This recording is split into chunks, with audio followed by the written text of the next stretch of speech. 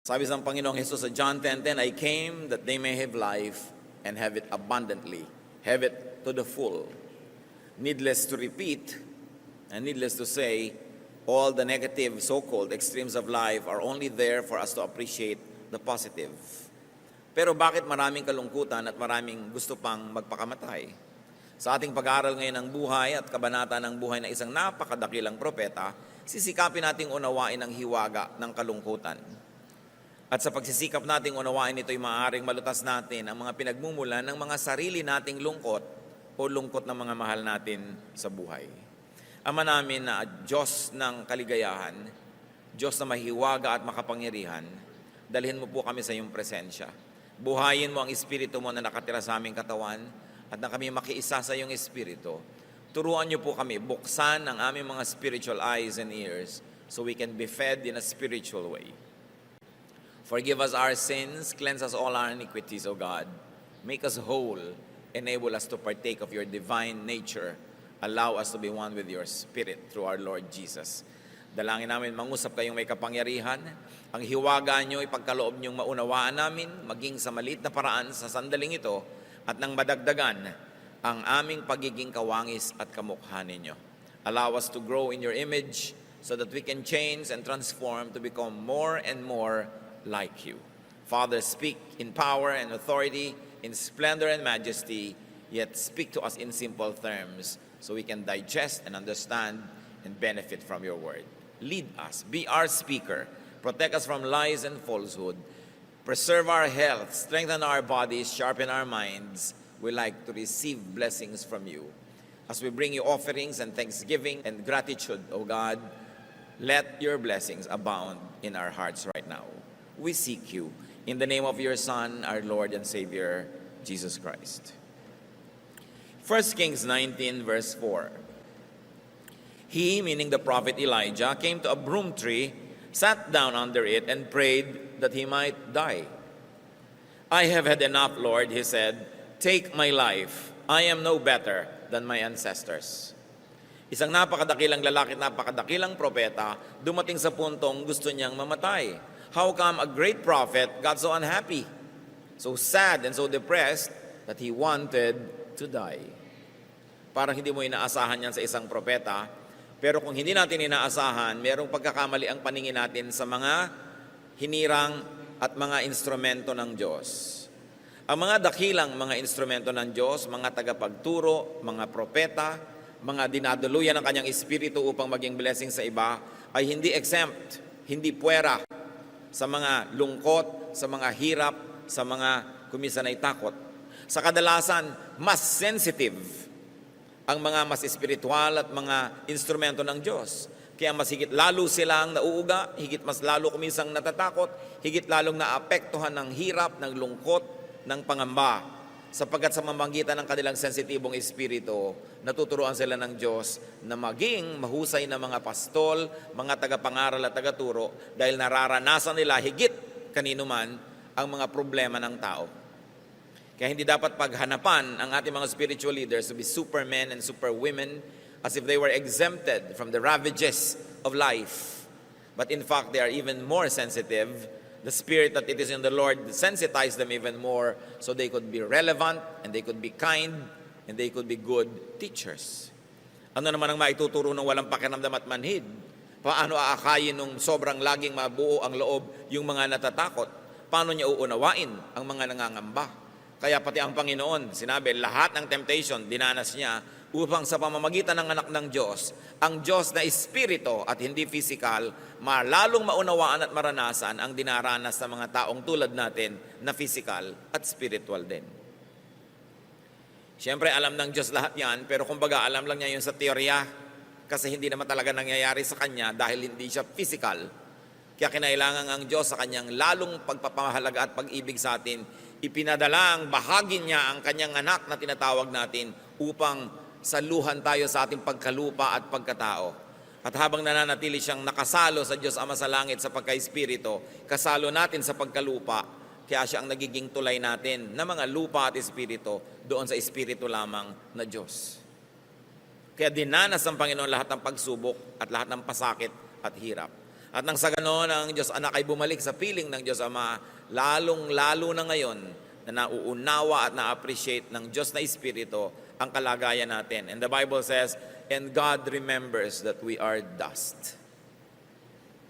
At yun din ang dapat nating maalala tungkol sa ating kapwa, na yung asawa mo, yung anak mo, magulang mo, yung pastor mo, yung mga tauhan sa iyong buhay ay mga tulad mo ring lupa. At dahil doon, lumalawak dapat ang ating pangunawa, hindi ang panghuhusga sa kapwa. Bakit ginustong mamatay ng propetang ito? Samantalang napakamakapangyarihan niya, siya ay nakikisalo sa banal, kabanalan at luwalhati ng Diyos. He was a partaker of the divine nature. But why did he want to die? What factors caused such unhappiness to the point that a great man of God would die? Ang background po nito ay may napakalaking giyera, giyerang relihiyoso. It was a religious war. May bagong reyna sa bayan ng Israel, si Jezebel, foreigner. May iba siyang sinasamba, si Baal. At dinala niya sa Israel ang daan-daan ng mga pare at mga propeta ng kanyang relihiyon. At isa-isa niyang ipinapatay ang mga propeta ng Israel. Nananaig ngayon ang kadiliman, nananaig ang pagsamba kay Baal, at napakalaking religious war ang nagaganap. At yun ang background ng kasaysayang ating tutunghayan. Nung humarap ang propeta sa hari na asawa ni Jezebel, kamping-kampi na ang hari sa kanyang asawa at nabulag na siya sapagkat siya ay sumusuporta na sa bagong relihiyon na ito, sa pagan religion at sa pagsamba kay Baal. 1 Kings 18:16-19. King Ahab went to meet Elijah. When he saw Elijah, he said to him, "Is that you, you troubler of Israel?" Ikaw ba yan, panggulo ng bayan? Sabi ng hari. "I have not made trouble for Israel," Elijah replied. "But you and your father's family have. You have abandoned the Lord's commands and have followed the Baals." Sabi, sinong panggulo sa atin? Kayong mag-anak. Sumunod kayo kay Baal. Ginulo niyo ang ating bayan, ginagalit niyo ang ating Diyos. Verse 19, "Now summon the people from all over Israel to meet me on Mount Carmel, and bring the 450 prophets of Baal and the 400 prophets of Asherah who eat at Jezebel's table." So ang reyna ay tumataguyod ng 850 prophets of Baal. Samantalang ang tingin ni Elijah, siya na lang ang natira dahil inilipol, inubos na ang mga katulad niyang propeta ni Yahweh. Lingid sa kanyang kalaman, meron pa naman ng mga natira at ikinubli ng mga supporters sa mga kuweba. But let's study Elijah's unhappiness. At sa pagtatangka nating unawain yun, ay mauunawaan din natin ang ating mga sarili at ang ating mga mahal sa buhay. What were some of the roots of Elijah's unhappiness? One was rejection. Yan ang isang pinag-ugatan ng kanyang lungkot. The king rejects him, the establishment was rejecting him. At kuminsan kahit alam mong kakampi ang Diyos, kakampi mo ang Diyos, may epekto pa rin sa iyo pagkagalit sa iyo ang tao at hindi ka kakampi. There was misunderstanding. He was being called a troublemaker. Isa yung malakas magpalungkot, yung hindi ka nauunawa. There was disconnection from the king, from the people, and from his fellow prophets. Wala siyang komunikasyon sa kanyang mga kapwa-propeta. Ang palagay niya ay siya nag-iisa na lang. And of course, there was disappointment. He was very disappointed with the king, who was supposed to be an instrument of God, but this time this king was becoming the instrument of his wicked wife, Jezebel. And he also faced a very big opponent, 850 prophets ng kabilang partido. Nakakalungkot ang mga ganong bagay. San mo man tingnan. 1 Kings 18:20-21. "So Ahab sent word throughout all Israel and assembled the prophets on Mount Carmel. Elijah went before the people and said, 'How long will you waver between two opinions? If the Lord is God, follow him. But if Baal is God, follow him.' But the people said nothing." Ang panukala nitong si Elijah, ipunin mo ang buong bayan, tawagin mo rin ang 850 prophets ng asawa mo, magkita-kita tayo sa bundok ng Carmel. Ito isang banal na lugar kung saan napakaraming himalaang naganap At ngayon, magkakaroon ng malaking showdown. Magkakaroon ng paligsahan. At inipon nga ng hari ang mga tao. At sabi nitong propeta, ano ba kayo? Parang wala kayong pagkakakilala sa ating Diyos. Kung si Yahweh ay Diyos, kung ating Panginoon Diyos ay Diyos, siya ang sambahin nyo. Ngayon, kung si Baal ang Diyos, siya ang sambahin nyo. Pero hindi pwedeng pareho. Hindi pwedeng dalawa. Hindi kayo pwedeng mamangka sa dalawang ilog. Yung mga tao naman, walang kakibu-kibo. So Elijah faced silence. He probably thought it was indifference and indecision of those around. Again, he suffered disconnection. The people were not responding. Walang kakibu-kibo. Nakakalungkot din yun. Dati pag nagsasalita ang propeta, enthusiastic ang response sa mga tao. Ngayon walang kakibu-kibo. Palibhasa, takot kay Jezebel. Natatakot sila. 1 Kings 18:22-24. Then Elijah said to them, I am the only one of the Lord's prophets left, but Baal has 450 prophets. Of course, malalaman natin later na hindi naman pala precise yung akala na yon ni Elijah. Prophets are not all-knowing. They can also have some details taken wrongly. Diyos lang ang perfect, not even the prophets, not even the apostles, not even those who were close to Jesus. Kaya kumisan may sinasabi sila, may itinuturo sila, susuriin mo rin kasi Diyos lang hindi nagkakamali. Kahit mga propeta, pwedeng may mali. Sunod ka pala ng sunod dahil propeta yon, mali pala. Kaya dapat alam mo lahat or karamihan ng katuruan para malaman mo kung alin yung, ay mali ito, hindi naman talaga siya nag-iisa may daan-daan pa na nagtatago sa kuweba. But meanwhile, we are analyzing what made him so sad. And one of that was he thought he was alone. Rightly or wrongly, he thought he was alone. Verse 23, get 2 bulls for us. Let them choose one for themselves, and let them cut it into pieces and put it on the wood, but not set fire to it. I will prepare the other bull and put it on the wood, but not set fire to it. So ano ngayon ang gagawin nila? Magkakaroon sila ng paghahandog, ng offering. At ang offering nila ay mga bulls, mga malalaking baka. At ang sabi nitong propeta, mauna na kayo, total marami kayo, kumuha kayo ng 2 baka, isa sa inyo, isa sa akin. Katayin ninyo, pagputol-putulin nyo according to the requirement of the offering, kasi yun, susunugin dapat yun Ipapatong yun sa kahoy, sisindihan yung kahoy, masusunog yun, offering. Sabi, mauna na kayong gumawa niyan. Pero ihanda nyo lang lahat, katayin nyo ang baka, putol-putulin, ipatong ninyo sa panggatong, pero huwag nyong sisindihan ang kahoy. Verse 24, then you call on the name of your God, and I will call on the name of the Lord. The God who answers by fire, He is God. Then all the people said, what you say is good. Sabi, sige, itong hamon. Ihain ninyo yung inyong baka, tapos huwag niyong sisindihan ng kahoy. Tumawag kayo sa Diyos nyo. Pag biglang may umapoy, galing sa kung saan, di Diyos nyo ay Diyos. Kung sinong Diyos ang sumagot at maglalagay ng apoy dyan nang hindi tayo ang naglalagay, then siya ang Diyos. At tuwan-tuwa naman ng mga tao, wow, magandang boxing ito. No? At ringside ang buong bayan, manonood sila. But up to that point, what was Elijah's social standing? It was that of aloneness. He was alone. Parang siya lang laban sa buong bayan, laban sa daan-daang mga propeta nung kalaban, at laban sa hari at sa reyna. So there was a disconnection, and a showdown was about to happen. Talagang suspenseful ang event na ito. So, naghanda sila. 1 Kings 18:25-29.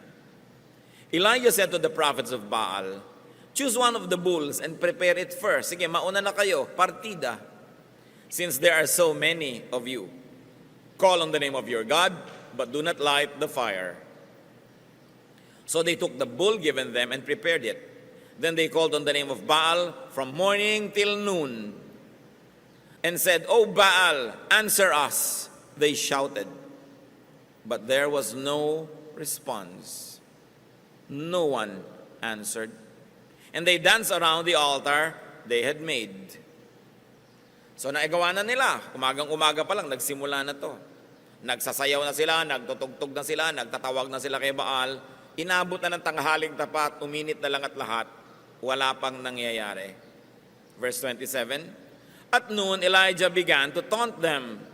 Shout louder, he said. Surely he is a god. Perhaps he's in deep sleep, or in deep thought, or busy, or traveling. Maybe he's sleeping and must be awakened.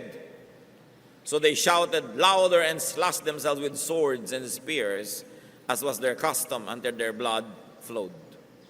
Sabi ni Elijah, oh, lakasan niyo pa, baka tulog, baka nagbabiyahe, baka pagod. Sige pa, lakasan pa. Lalo namang nilakasan nga nitong mga sumasayaw. Hanggang hiniwa-hiwa nila ang kanilang sarili para lumabas ang dugo nila na paraan nila sa pagtawag ng atensyon ng Diyos nila. Dahil pinaniniwalaan nila na gusto ng Diyos silang nakakaamoy ng sariwang dugo. So, tingmak na sila ng dugo at nabasa na yung lupa. Wala pa. Verse 29, midday passed, and they continued their frantic prophesying until the time for the evening sacrifice. Maghapon na to. Didilim na, oras na para sa tunay na oras ng pagbibigay ng mga handog sa Diyos ng Israel. But there was no response, no one answered, no one paid attention. Anong nararanasan dito ni Elijah? He experienced strife. Siyempre may contest. And there was grave intensity. And at this point, he could have already been experiencing fatigue. Maghapon na yan, may magdamag pang nakaraan nung kahapon, so pagod na siya, may contest, lahat yan nakaka-contribute sa naging kalagayan niya na sobrang kalungkutan later. 1 Kings 18:30-35. Then Elijah said to all the people, come here to me. They came to him, and he repaired the altar of the Lord, which was in ruins. Doon niya niyaya ang mga ito sapagkat nandun sa Mount Carmel, yung dambana ng Diyos, nagiba-giba na, nilulumot na, guho-guho, dahil matagal nang walang nag-o-offering, walang nagre-repair, walang nag-aayos. Elijah took 12 stones, one for each of the tribes descended from Jacob, to whom the word of the Lord had come, saying, your name shall be Israel. With the stones he built an altar in the name of the Lord, and he dug a trench around it, large enough to hold 2 seahs of seed. He arranged the wood, cut the bull into pieces, and laid it on the wood. Then he said to them, fill 4 large jars with water, and put it on the offering and on the wood. Do it again, he said, and they did it again. Do it a 3rd time, he ordered, and they did it a 3rd time. The water ran down around the altar and even filled the trench. It's very cinematic. Very dramatic. Haba ang lahat ay nanonood at naglalagay ng mga band-aid sa mga sugat nila, itong mga nabigong mga propetang hiwa-hiwa ang katawan at nagdugo ay wala namang sumagot. Eto ngayon siya, dahan-dahan niyang nirepair yung altar na bato. Mga patong-patong na bato lang naman yun eh. Kumuha siya ng mga 12 malalaking bato, pinagtumpok-tumpok. Naghukay siya ng parang kanal sa paligid ng altar niyang binuo. At sabi niya, at nagsibak siya ng kahoy, ipinatong niya sa bato, inayos, at pinutol-putol niya yung baka, inilagay sa ibabaw ng kahoy. At pagkatapos ng sabi, umigib kayo ng tubig, damihan ninyo. Buhusan ninyo itong karne.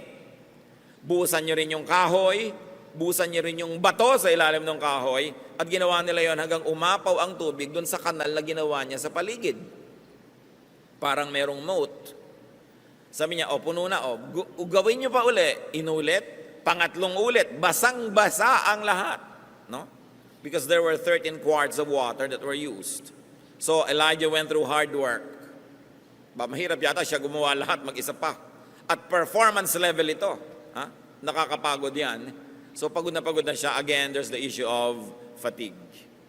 1 Kings 18:36-37. At the time of sacrifice, the prophet Elijah stepped forward and prayed, O Lord God, God of Abraham, Isaac, and Israel, let it be known today that you are God in Israel, and that I am your servant and have done all these things at your command. Answer me, O Lord, answer me, so these people will know that you, O Lord, are God, and that you are turning their hearts back again. So there was tremendous pressure Nag-fail na yung kabilang bahagi, yung kabilang partido, siya na lang ngayon ang na-under test. At sinabi niya, Lord, tayong dalawa ang under pressure here, tayong dalawa ang nakasalang para subukan. Patunayan mo sa kanila kung sino ka na ikaw ang Diyos ng Israel, at patunayan mo rin sa kanilang ako talaga ang hinirang mo at hindi itong 850 na ito na kinakatakutan ngayon sinusunod ng mga tao. So there was tremendous pressure. 1 Kings 18, 38 to 39. Then the fire of the Lord fell and burned off the sacrifice, the wood, the stones, and the soil, and also licked up the water in the trench. When all the people saw this, they fell prostrate and said, The Lord, He is God. The Lord, He is God. Sa pagdarasal na ito ni Elijah, patunayan mo, O Diyos, kung sino ka. At patunayan mong ako, hindi ang mga peke na ito ang hinirang mo. Biglang may nalaglag na apoy mula sa langit. At nag-apoy yung karne. Nauna yung karne na nag-apoy. Baligtad dito. Sumunod na nag-apoy yung kahoy, at pati yung bato, at pati yung lupa, nag-apoy, at pati yung tubig na umaapaw, nag-evaporate sa init at tindi ng tubig na galing sa Panginoon. Napatunayan ng bayan kung sino talaga ang Diyos. So, silang lahat nila sabi, totoo nga, ang Diyos natin ang Diyos, siya ang dapat sambahin. So what did the prophet experience here? Success. There was glory. Nagtagumpay siya. Napakalaking tagumpay para sa Diyos at para sa kanya ring ministry. 1 Kings 18:40. Then Elijah commanded them, Seize the prophets of Baal. Don't let anyone get away. They seized them, and Elijah had them brought down to the Kishon Valley and slaughtered there. O napagod na naman ang pobreng Elijah, mag-isa niyang pinatay lahat ang 850 priests na ito. So there was victory. Complete, perfect victory.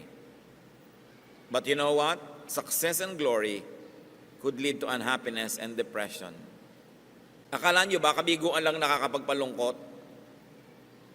Ang katakataka, yung sobra ding tagumpay, pag lalo't di mo nadala at nakaya, pwede ka rin niyang sirain.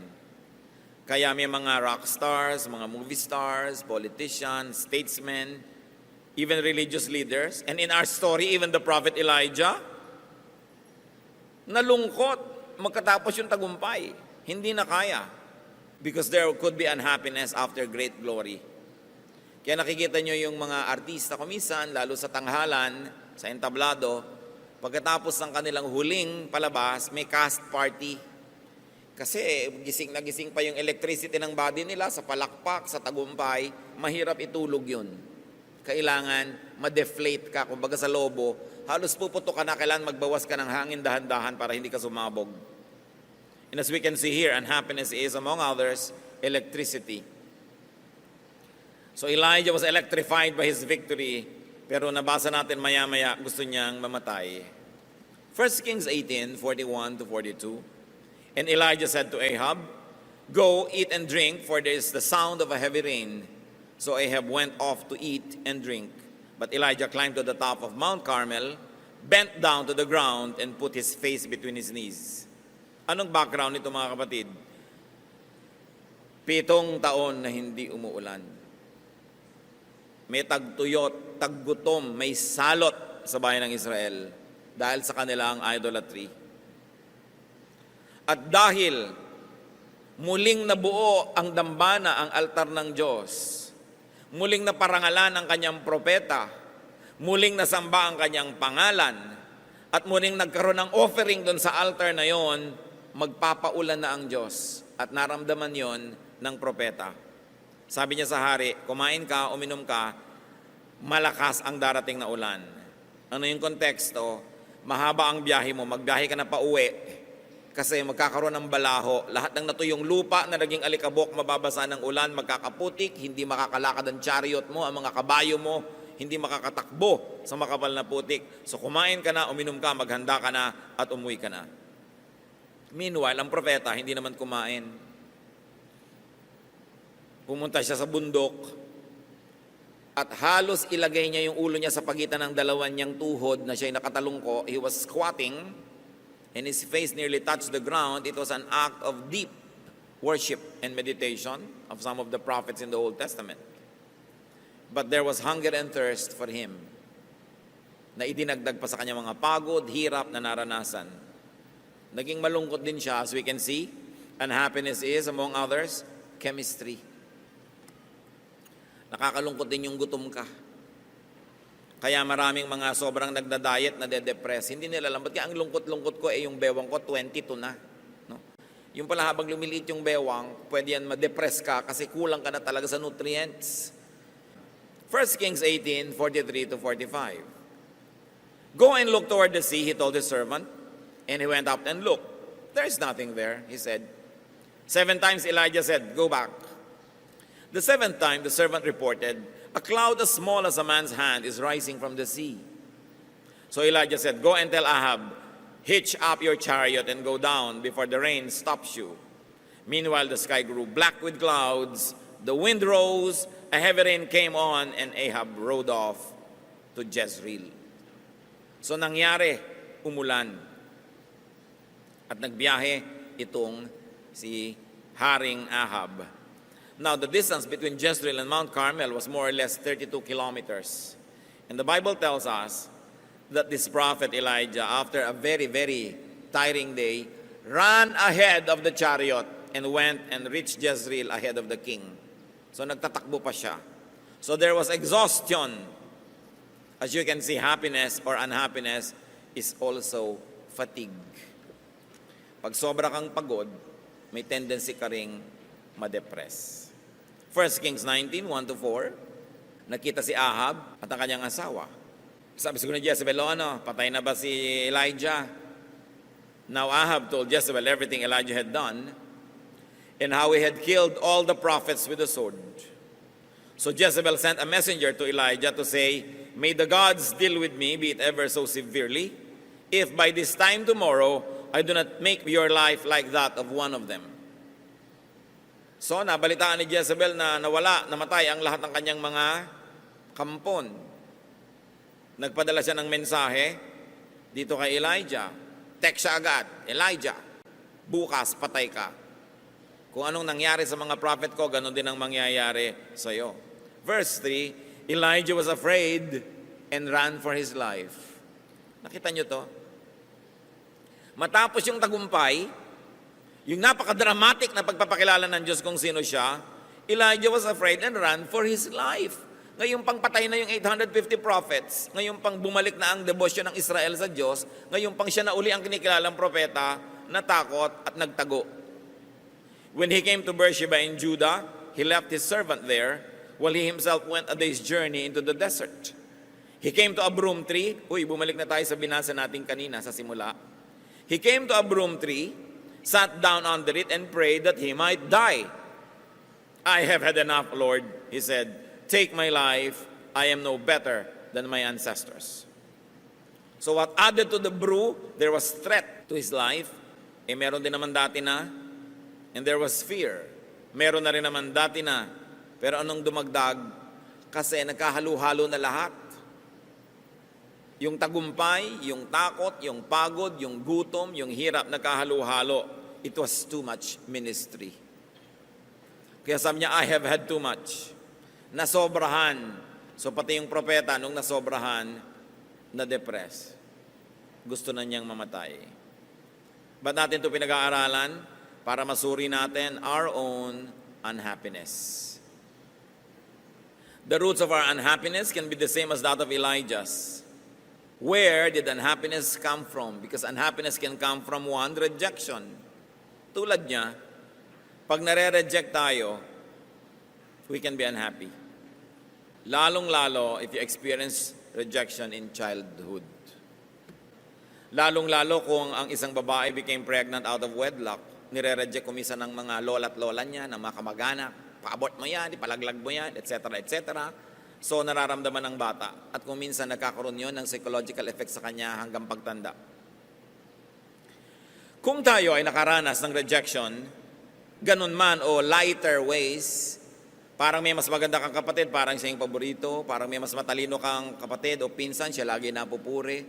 Kung tayo yung nakaranas ng rejection, you know what you do? You can no longer change your past, but you can change your heart about it. You can change your outlook. Get over it. Tapusin nyo na yon. And the best way to get over it is to forgive people who rejected you. Sapagkat pag hindi nyo pinatawad lahat yung mga tumanggi, hindi gumusto, umayaw sa inyo noon, dala-dala nyo yung hapdi, yung kirot habang buhay. At kaya madalas gusto nyo siguro magpakamatay o nalulungkot kayo, hindi nyo maintindihan. Kasi merong nakaugat sa puso nyo yung dapat ay bunutin, and that is sorrow and pain and bitterness. At ang mahalaga, get accepted by others now. Become more acceptable. Kung nagkulang noon ang pagmamahal sa atin ng mga tao, sikapin nyo ngayon na mamahal naman kayo ng iba, maging kamahal-mahal kayo. Mas maging maganda ang ating ugali, tayo'y makibagay, makisama, at nang sa ganon, mas matanggap tayo para makatakas na tayo dun sa hindi ako minahal noon, kawawa naman ako noon, puwera ako noon. Noon na yun eh. At sa lagay, naapektuhan ka na noong araw, hanggang ngayon maapektuhan ka pa, bukas maapektuhan ka, next year maapektuhan ka rin, paulit-ulit ang kalugihan mo. Kailangan mong palayain na yung sarili sa tulong ng Diyos. And the best way is to forgive everyone who rejected you, and then accept as much love now, being more and more lovable. At isang magandang lesson sa atin mga kapatid, do not reject people. Lalo kayo yung magulang, kayong lolo, kayo yung lola, walang kasalanan yung bata, kung anong bakit siya nandyan, huwag nyo i-reject. Kumisan yung mga lola, naiinis doon sa manugang, yung bata ang napagdidiskitahan, rejected. Lalo kamukha ng kanyang balae. Kamukha ng balae ko itong batang to, mukhang impacto. So yung bata, walang kamalay-malay, nare-reject siya. Kung minsan naman, gustong-gusto mo yung isang manugang mo, mahal na mahal mo yung apo mo na yung sa manugang mo, ang bata sensitive. Let's not reject people. Teacher ka, don't play favorites. Basta huwag tayong mag-reject kasi alam natin, malalim ang sugat na nililikha niyan. So as much as we would like to be free from the bitterness of being rejected, let's also set people free from being rejected. Yun ang lesson na matututunan natin dito. Para hindi iibigin ninyo o nino man na magpakamatay o mamatay dahil sobrang malungkot. And of course, there was disappointment on the part of Elijah about the king and the nation. Para hindi ka laging ma-disappoint, don't expect too much. Don't expect too much. At tayo naman, tulungan natin ang ating kapwa that they don't get disappointed with us. Do what you must. Perform your duty. Do your best so people don't get disappointed in us. And what's very important is to avoid disconnection. Get connected. Allow others to connect with you. Be accessible. And you also reach out to others. Talagang totoong nilikha tayo ng Diyos na ang kaligayahan natin ay sa piling ng kapwa din natin tao at sa piling ng Diyos. Kaya hayaan natin magkaroon tayo ng connection. Another unhappiness of Elijah could have come from aloneness. So what do we learn? Have a healthy balance of solitude and company. One of life's greatest pleasures is good company. Napakayaman mo, kapatid, kung meron kang kaibigan, kamag-anak, pinsan, kapatid, whatever, na masarap kasama. Kayamanan yon. At lalo namang napakainam na ikaw ay maging dagdag na yaman sa kapwa dahil masarap kang kasama. Pero kung ikaw ay judgmental, pintasera, lagi na lang may reklamo, mahirap kang kasama. Dinedepress mo ang iyong kapwa nun. And at the same time, madedepress ka rin. What about strife and fatigue? We have to learn to have peaceful relaxation and peaceful coexistence with people. Na hindi tayo nakikigyera lagi. Choose your battles para hindi ka laging maraming kaaway, kagalit. Nakaka-stress yan. At kumisan, pag nagkasama-sama lahat, gusto mo na rin mawala sa mundong ibabaw. Pressure also added to his unhappiness. So we choose our battles whenever we can. Huwag kang likha ng gulo. Huwag kang pangako ng pangako. Nakaka-pressure yon. Don't be a guarantor kanino mang utang kasi sobrang pressure na nakadagan sa'yo. Kailangan matuto ka mabuhay na konti lang ang pressure. Don't say yes to every invitation. Don't accommodate everybody because you will be pressured. Pinipili mo lang yung talagang gusto mo at kung may paminsan-minsang ayaw mo pero dapat, konti lang yon, hindi marami. At isa yan sa mga dapat nating matutunan mga Pilipino, sobra kasing mababang loob tayo, sobrang mabait, to say no. Lagi na lang tayong yes, tapos ikaw yung nagdurusa. Part of the freedom that God wants to give you is for you to be free from needless pressures. At isa pa na dapat nating bantayan, glory. Victory.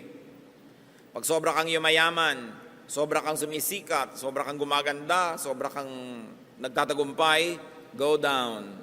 Huwag ka masyadong maniwala na dakila ka. And very importantly, how do you get the pressure of glory from your shoulders? Share it with other people. Share the credit with other people, especially with God. In fact, give God the glory para hindi ikaw nagbubuhat ng glory na yon. Kasi ang kabiguan at tagumpay, pareho yung mabigat buhatin. Marami sa atin, marami ng practice sa kabiguan. Kasi mas maraming kabiguan kaysa tagumpay eh. Kaya pag nabibigo ka, nalulungkot ka lang pero hindi ka natutumba. Pero marami ang hindi nadadala at hindi nakakaya yung tagumpay. Doon sila nasisira. Kaya kung minsan, ang hinihiling mong tagumpay sa Diyos, pag hindi niya ibinigay, pasalamat ka rin. Kasi alam niya yung load limit mo. Wawasakin ka lang ng sobrang tagumpay, kaya ang ibibigay lang sa iyo yung kaya mong dalhin. Even God's no answer is a blessing dahil alam niya ang ating kapasidad. What about His hunger and thirst? So alam na natin yung solusyon. Eat and drink properly. It's not enough to just eat or drink properly, yung tama sa'yo.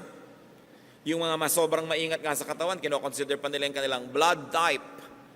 Hinahanap nila kung anong bagay sa blood type nila na pagkain. Body type nila. Yung kanilang lifestyle, binabagay din nila. Hindi naman yung diet, halimbawa ni Jane Fonda, bagay sa'yo, hindi ka naman si Jane Fonda. Di ba? Ikaw si Jane Punda. So si Jane Unan, iba na naman yun. Hindi kayo pwedeng pare-pareho. Huwag nyo ginagaya yung mga model, magkaiba naman. Tsaka yung mga model, alam nyo, lalo yung mga nakikita nyo sa TV, lumalaban ng mga bikini open. Mga 2 araw yung hindi umiinom ng tubig, dehydrated na dehydrated, para ma-define yung mga muscle nila. Walang katubig-tubig ang katawan. Kaya kadalasan, pagkalabas nila doon sa backseat, mga natutumbat na hihimatay. Kasi talaga ang pagde-deprive sa sarili para pumayat. Ba't nyo gagawin yun? Paparusahan nyo ang inyong sarili. No? So kailangan, may body type ka, may comfortable weight ka. Kung talagang yun, you cannot be somebody else. And you must not depress yourself trying to be someone else. At isa pa pang nakita natin dito kay Elijah, fear. So deal with your fears. Uproot or at least minimize if you cannot conquer your fears. Dapat yan inilalagay sa lugar. What are more insights into the cures to unhappiness and depression according to the experience of Elijah? Nasabi na natin, dagdagan pa natin na lalong-lalong ngayon nakabase sa kanyang karanasan. 1 Kings 19, 5-8. Tuloy ang kwento. Then he lay down, matapos siya sabihin, Lord, gusto ko nang mamatay. Then he lay down under the tree and fell asleep. All at once an angel touched him and said, Get up and eat. He looked around, and there by his head was a cake of bread baked over hot coals and a jar of water. He ate and drank and then lay down again. Matapos siya magreklamong hindi na niya makaya, napahiga na siya doon sa lilim ng puno at siya ay nakatulog. Pinukaw siya ng anghel, hinipo siya, tinapik-tapik at sinabing, bumangon ka muna. No? Kumain ka muna. Huwag kang matulog ng gutom. So pagtingin niya, may pagkabango-bango mga tinapay na talagang bagong bake sa kanyang ulunan at mayroon pang isang banga ng tubig. So bumangon siya, kinain niya, ininom at nahiga uli. Sa inyong mga tamad magluto, matutulog na lang ng gutom, learn this. Yung ayaw na magluto, ayaw na maghugas ng plato, itutulog na lang yung gutom, may pagkain naman. No? So learn from this. Baka marami kayong depression na galing dyan. Ito naman siya, hindi tamad. Wala lang talaga siyang pagkain, kaya pinaghimalaan. Ngayon, kung meron kayo sa bahay nyo, hindi nyo kailangan ng himala. Verse 7, The angel of the Lord came back a second time and touched him and said, Get up and eat, for the journey is too much for you. So he got up and ate and drank. Strengthened by that food, he traveled 40 days and 40 nights until he reached Horeb, the mountain of God. Ministry na naman. balik na naman siya sa dati, samantalang kani-kanila lang gustong mamatay. Gutom lang pala. Kaya siya sobrang na-depress. Kaya dapat i-balance natin yan. Pinag-aralan natin yung unhappiness, tingnan natin yung kabaligtaran. Bakit siya na-revive? Because happiness is a tree. Kumisan parang maliit na detalye lang sa kwento. Naglakbay siya, iniwan niya yung katulong at naglakad pa siya mag-isa maghapon. Talagang gusto niya mapag-isa para walang makapigil sa kanya. Kaya alam niyo yung mga gusto ko magpakamatay, pag hindi ka dumating dito, magpapakamatay ako. Hindi magpapakamatay yun. Yung talaga magpapakamatay, wala siyang sinasabihan para maituloy niya ang balak niya. No?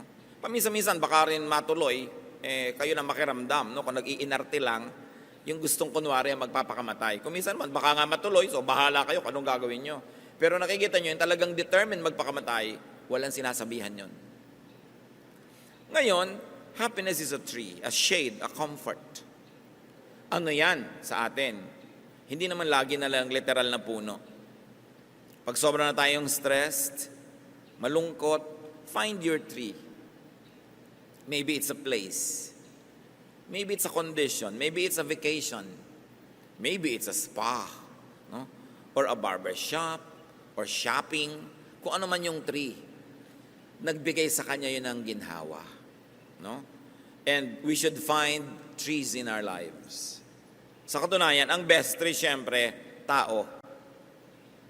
Proverbs 17:17, a friend loves at all times, and a brother is born for adversity.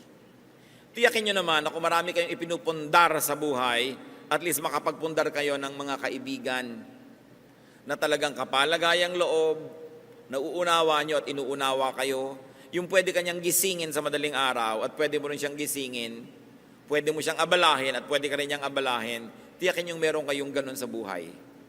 Kasi isang malaking kayamanan ang may ganun sa buhay. Job 6:14, the despairing man should have the devotion of his friends. Kasi si Job, nagdurusa, sabi ng mga kaibigan niya, siguro may kasalanan ka. Sabi niya, may kasalanan ako at wala, may atraso ako sa Diyos at wala, dahil nagdurusa ako, dapat kaibigan ko kayo. Unawain niyo ako, huwag niyo ako i-judge sa panahon na ito. Sabi niya, ang kailangan ko, yung devotion niyo, hindi yung judgment. So kung meron tayong mga non-judgmental friends, at lagi nating binabaliktad yan mga kapatid, gusto nating may kaibigan, magbigay din tayo ng friendship. Gusto nating may dumuunawa sa atin, magbigay din tayo ng pangunawa. Do to others as you would have them do to you, sabi ng Panginoong Jesus. Ang Diyos, 2 Corinthians 7:6, God comforts the downcast. So napakasarap na sa Diyos kasi silong. Pero siyempre, maganda yung relasyon mo sa Kanya. Wala kang agam-agam, close kayo ng Diyos. Happiness is also rest and sleep. Nakita nyo na iba siya nung nakatulog. Ang bait nga ng Panginoon, Exodus 34:21, 6 days you shall labor, but on the 7th day you shall rest. Even during the plowing season and harvest, you must rest. Kahit oras talaga ng trabaho, dapat may pahinga. So magpahinga tayo at payagan din natin ang ating kapwa na magpahinga. Huwag natin din laging pagurin. Mga anak, bigyan nyo ng pahinga ang inyong mga magulang, lalo sa gastos. Mga anak din naman, pagpahingahin ng magulang mula sa kutakot-takot na sermon. Dapat may pahinga ang tao. Hindi lang ikaw ang may pahinga, dapat nagbibigay ka rin ng espasyo sa kapwa mo na magpahinga rin siya. Kung meron kayong mga staff sa bahay, bibigyan nyo naman ng espasyo kung saan sila matutulog. At kung talagang wala kayong espasyo, pero yung mga staff kayo sa bahay at natutulog sila sa sala, pag orasan ng tulog nila, huwag na kayo magpakalat-kalat sa sala. Huwag na kayo doon manood ng TV, magbasa at kung ano-ano, dahil kailan pa sila matutulog. So binibigyan nyo ng pahinga. At yung turo na yan, lalo kung may kapangyarihan tayo over other people, we should exercise the prerogatives of God and give people rest. Mark 6:31, then because so many people were coming and going that they did not even have a chance to eat, He said to them, come with me by yourselves to a quiet place and get some rest. Ang Panginoong Jesus, napansin niya na yung mga disipulo niya ay sobrang pagod na sa dami na nagpapagamot, nagpapapray, nagpapakounsel. Sabi niya, teka, time out, iwan natin lahat yung pasyente, rest muna tayo, retreat muna tayo. Nakita niyo pag-ibig ng Diyos? Hindi lang niya mahal yung mga tao, mahal din niya yung workers. So magpahinga tayo. Hayaan niyo na sila. Hindi naman nauubos yung may sakit at gutom. Magpahinga muna tayo. At pag nakapagpahinga na kayo, tsaka itutuloy ang ministry. Jeremiah 31:26, my sleep had been pleasant to me. And Psalm 127:2 says that God grants sleep to those He loves. So do the same. Give people around you sleep. Husbands, pag hindi kayo umuwi sa oras o kayo'y mga nasa field work, malayo, hindi makatulog ang mga asawa ninyo, lalo meron kayong bad record. Okay? Patulugin ninyo mga asawa nyo, ibalik nyo yung kanyang tiwala, pahinga ng puso, hindi yung pag nakatalikod siya kung ano-anong mga himala ang nagaganap. Kaya tuloy, pag hindi kayo magkasama, hirap na hirap ang loob. Napakalaking pahirap yan sa mahal nyo sa buhay. Kung ang Diyos, pinapahinga tayo, dapat kayo, kung sino man yung mahal nyo sa buhay, mga anak, patulugin nyo mga magulang nyo. Hindi yung alauna na ng umaga, wala pa kayo. Kung minsan alana, hindi na lang alauna, talagang alana, hindi na umuwi. No? Maawa kayo sa nagmamahal sa inyo dahil nag-aalala. Hindi yung sasabihin, safe naman ako, I'm okay. Bakit ba pinoproblema mo yan? Ikaw, alam mong safe ka kasi nandun ka, kasama mo yung sarili mo. Yung hindi nakakakita sa'yo, nag-aalala. At alam niyo yung mga naghihimala, ayaw sumugod sa telepono, low bat. Low bat. Yung nawawala ka, low bat. No? Lagi na lang na walang signal. Mga ganyang mga issue. Sa Hong Kong nung araw, nung wala pang tunnel between Hong Kong and Kowloon, ang ginagawa ng mga husbands na naghihimala, nagpapakagabi sa office para maiwan sila ng last ferry. Kasi alam nila, pag kumros na yung ferry, wala nang last trip, doon na sila matutulog sa Hong Kong Island. So ano mangyayari? Lahat ng himala nagagawa na nila. Yung naghihimala, laging may dahilan yan para mawala. Pag paulit-ulit yung mga lobat na yan, yung mga kung ano-ano, bumenta na yung mga ganyang gimmick. Pero ang point natin, pag may asawa kayo, may pananagutan kayo, dapat ang ibinigay nyo sa kanyang regalo, mapayapa, matahimik ang loob, hindi nag-aalala. Napakahalaga yung pananagutan natin sa isa't isa. So you grant sleep to those you love. Hindi yung sila ay napupuyat ka iisip. Proverbs 3:24, when you lie down, you will not be afraid. When you lie down, your sleep will be sweet. So give your loved ones sweet sleep by not making them worry about you. Also, we have seen in the story that happiness is connection. First of all, with people. 2 Timothy 1:4, I long to see you so that I may be filled with joy. Talaga ang ligaya natin, pinakamalakas nang gagaling sa kapwa natin, lalo't mga mahal natin sa buhay. Kaya mga kapatid, sobrang malaking tragedy ang policy ng ating pamahalaan to export people as overseas Filipino workers. Nakakatulong pansamantala. Naiibsan ang hirap pansamantala, pero ang social cost ng paghihiwalay. Yung pagkakalayo-layo, lalo nag-immigrate na forever, yung mga mahal mo sa buhay. Nagpapalaki ka ng anak, nagpapalaki ka ng mga pamangkin, mahal sa buhay, thinking makakasama mo hanggang ikailibing, yung pala hindi ganun ang mangyayari. Dahil sa hirap ng buhay, nagkakahiwa-hiwalay tayo. Kaya napakalaki ng pananagutan ng ating mga politiko na nagpapaandar ng gobyerno. Kailangan isa sa mga platform nila, hindi lang damihan ang market for overseas Filipino workers abroad. Dapat ibangon nila, palakasin ang ating bayan para hindi tayo kailangang maglayasang lahat. Dahil nagkakahiwa-hiwalay, malaking lungkot yon. Hindi lang dapat balik bayan, dapat walang alis bayan kung matino ang pamamalakad sa ating bansa. Ayaw nyo ba na magkaroon kayo ng mga katulong na Amerikano sa bahay? Ha? Yung iyaya mo, British, may accent, no? Ayaw mo ba na ang hardinero mo Hapon dahil gumagawa ng Japanese garden? Tayo na lang ba lagi kagawa nun, bagamat hindi naman yun masama. Kadakilaan nga. Pero hindi dapat policy pang matagalan yan because of the tragedy of separation. Ang sarap na kasama mo sa buhay ang yung mga minamahal. Kaya huwag kayong laging humahanga sa mga politiko na nagpaparami ng market for Filipinos abroad. Dapat gumawa sila ng market dito. Dapat ang mga tao hindi naaalis para lang mabuhay. Kailangang baguhin yung pamamaraan dahil sobra na ang lungkot na ibinibigay sa bawat isang tao niyan. Sabi sa Proverbs 27:10, do not forsake your friend and the friend of your father. And do not go to your brother's house when disaster strikes you. Better a neighbor nearby than a brother far away. Ipinapakita yung halaga na nagkikipagtulungan ka sa iyong kapitbahay. Kasi kung nakatira ka sa malayo sa iyong mga kamag-anak, dapat yung kapitbahay mo, parang kamag-anak mo yun. Sabi, kaya makipagkapwa ka. At huwag mong kakalimutan, kahit yung kaibigan ng tatay mo, naging ganyan ka dahil yung tatay mo, sinuport ka, pero hindi mo alam, may kaibigan pala siyang nag-support din sa kanya. Sabi, tatanaw ka ng utang na loob, maging sa mga kaibigan ng iyong magulang. Kailangan mahalaga yan. And of course, if connection with people is very good, lalo naman yung connection with God. Acts 17:26-28. God determined the time set for them and the exact places where they should live. God did this so that men would seek Him and perhaps reach out for Him and find Him, though He is not far from each one of us. For in Him we live and move and have our being. So at the very least, huwag natin kakalimutan, nakatira ang Diyos sa atin, ang Espiritu ng Diyos ay nasa atin, hindi siya malayo because God lives in us. And what happened to Elijah? He received an angelic touch. An angel touched him twice. Connectedness is important. So we touch people, we allow people to touch us, and very importantly, we touch God and we allow God to touch us. Luke 5:13, Jesus reached out His hand and touched the man. I am willing, He said, be clean. And immediately the leprosy left him. Luke 6:19, and the people all tried to touch Him because the power is coming from Him and healing them all.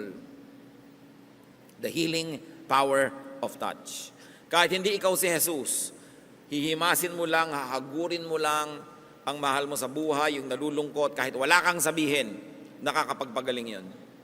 Mark 5:28, the bleeding woman thought, if I just touch His clothes, I will be healed. Touch people and allow people to touch you, not only physically, but very importantly, emotionally. What other source of happiness is there? Counsel, words, conversation. Kung ang salita ay nakakasakit, ang salita ay nakakapagpagaling din. Kaya napakahalaga na nag-iingat tayo sa ating pananalita, pero ang mahalaga, meron tayong kausap, lalo kung tayo ay nalulungkot. Hebrews 10:25, let us not give up meeting together, as some are in the habit of doing, but let us encourage one another. Be sensitive when people need you, not only when you need them. Lalo yung mga text na, musta? Every text is a cry for help. Pag may nagte-text, reaching out lang yan. Baka nalulungkot, baka naiinip. Ikaw naman, okay, bye. Pag may nagmumusta, okay, ikaw, kumusta ka? And then, encourage conversation. Kasi hindi naman yun mangungumusta ng walang nangyayari. Siguro naiinip. Kung minsan, gusto ka talaga niyang kumustahin, pero isipin mo, baka siyang may kailangan. And drop what you're doing and minister, especially if these people are important to you. If you love them and they love you. Psalm 7:1, O Lord my God, I take refuge in you. Save and deliver me from all who pursue me. And that is what also many people need from us, that we save and deliver them. Finally, happiness is food and drink. Genesis 1:29, God said, I give you every seed-bearing plant on the face of the whole earth, and every tree that has fruit with seed in it. They will be yours for food. So dapat marunong kang kumain. Ecclesiastes 8:15, nothing is better for a man under the sun than to eat and drink and be glad. Then joy will accompany him in his work all the days of his life God has given him under the sun. Acts 14:17, God has shown kindness by giving you rain from heaven and crops in their seasons. He provides you with plenty of food and fills your hearts with joy. Very importantly, we should minister also through food. So be happy. Make others happy. Ang mga tao, kung anong binibigay natin sa kanila, yun ang nire-reflect nila pabalik sa atin. Bumabalik lahat yan. Kaya kung kabutihan ang ginagawa natin sa kanila, kabutihan din ang bumabalik sa atin. Maybe not through them, but through other people. Maybe not today, but definitely tomorrow.